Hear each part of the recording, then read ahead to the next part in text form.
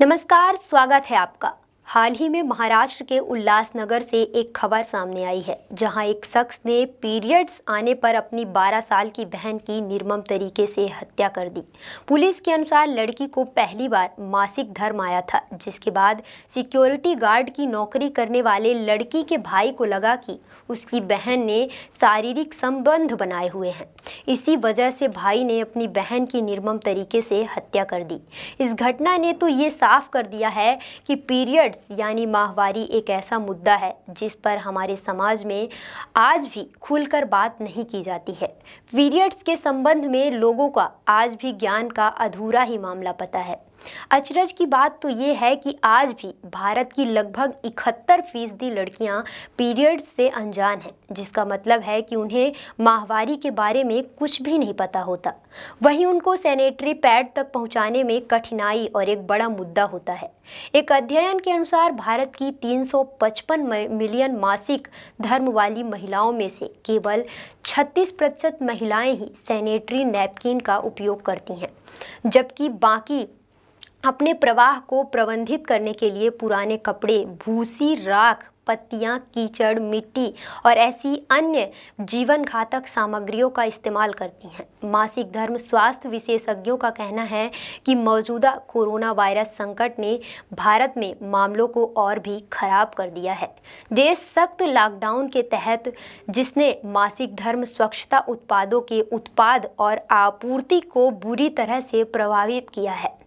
बेशक पीरियड गरीबी केवल भारत में महिलाओं को परिभाषित नहीं करती, बल्कि यह इंटरनेशनल यूके एक अंतर्राष्ट्रीय विकास चैरिटी के अनुसार 21 वर्ष से कम उम्र की 10 वांछित लड़कियों में से एक सैनिटरी उत्पाद नहीं खरीद सकती और अखबार, टॉयलेट पेपर और मोजे जैसे अस्वास्थ्य कारक विकल्पों का उपयोग करती हैं।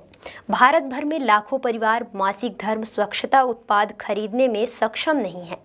अगर देखा जाए तो एक दिहाड़ी मजदूर की बेटी एक पैड चाहती है, लेकिन इसे खरीदने के लिए अपने परिवार से पैसे मांगने में भी उसे दोषी महसूस होता है। उनके लिए यह परिवार के भोजन पर खर्च करने या सैनिटरी नैपकिन खरीदने के बीच की उलझन है। किशोर स्वास्थ्य के मुद्दों पर काम करने वाली संस्था दायरा के साल 2014 के एक अध्ययन के अनुसार लगभग 23 मिलियन लड़कियां मासिक धर्म शुरू होने के बाद सालाना स्कूल छोड़ देती हैं।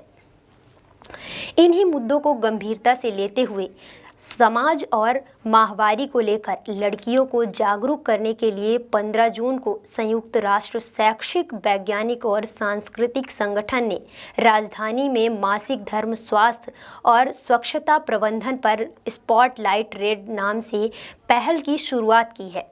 यूनेस्को संयुक्त राष्ट्र की एक विशेष एजेंसी है जो शिक्षा, विज्ञान एवं संस्कृति के माध्यम से विश्व में शांति और समृद्धि को बढ़ाना चाहती है, जिसके लिए यूनेस्को अलग अलग तरह के कार्यक्रमों का आयोजन करती है।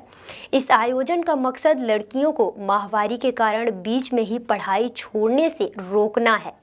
इस अभियान के सहयोगी P&G के उपाध्यक्ष गिरीश कल्याण रमन ने बताया कि हमारा उद्देश्य भारत की युवा लड़कियों को बिना किसी हिचकिचाहट के अपनी स्कूली शिक्षा पूरी करके अपने सपनों को हासिल करने के लिए सशक्त बनाना। इसके अलावा इस अभियान के तहत हम लड़कियों को पीरियड्स के बारे में बताएंगे, ताकि पीरियड्स के आने के बाद इन्हें किसी डर के कारण स्कूल ना छोड़ना पड़े।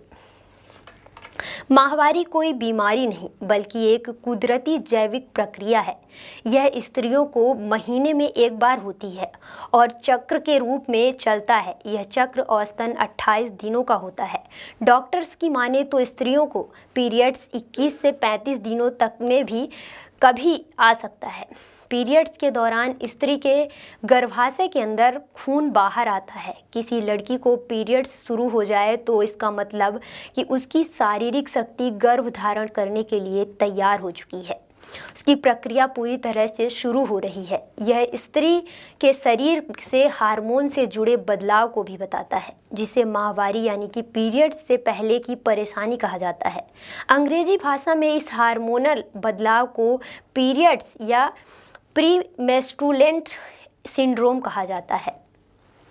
मेडिकल साइंस की माने तो एक स्त्री के शरीर में पीरियड्स के दौरान 200 तरह के बदलाव हो सकते हैं, जिसमें लड़कियों का मूड काफ़ी तेज़ी से ऊपर नीचे होता है, चिड़चिड़ापन बढ़ जाता है। एक सामाजिक संस्था दासरा ने साल 2019 में जारी किए अपने एक रिपोर्ट में बताया था कि हर साल 2.3 करोड़ लड़कियां माहवारी के दौरान स्वच्छता और तमाम जरूरी सुविधाओं को उपलब्ध नहीं कर सकती, जिसके कारण वह स्कूल छोड़ देती हैं।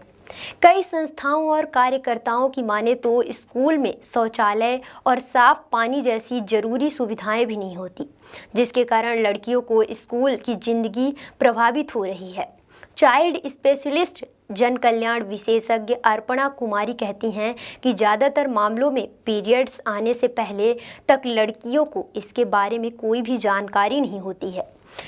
कई बार ऐसे मरीज भी हमारे सामने आते हैं जो कहते हैं कि पहली बार हुई है, उन्हें पीरियड्स किसी गंभीर बीमारी जैसी लगती है। ज़्यादातर लड़कियों को माहवारी के बारे में जानकारी अपने दोस्तों से मिलती है, जो कि आधी अधूरी ही मिल पाती है। माहवारी पर अध्ययन करने वाले कई विशेषज्ञों की माने तो दो लोगों के बीच माहवारी को लेकर सही यौन शिक्षा बेहद जरूरी है।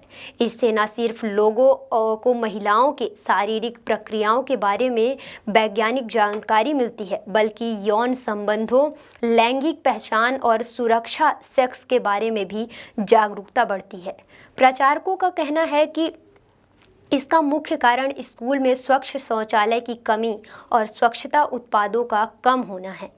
वहीं लड़कियों को दाग लगने का भी डर रहता है, साथ ही अपने सहपाठियों द्वारा मजाक उड़ाए जाने की भी चिंता रहती है उनको।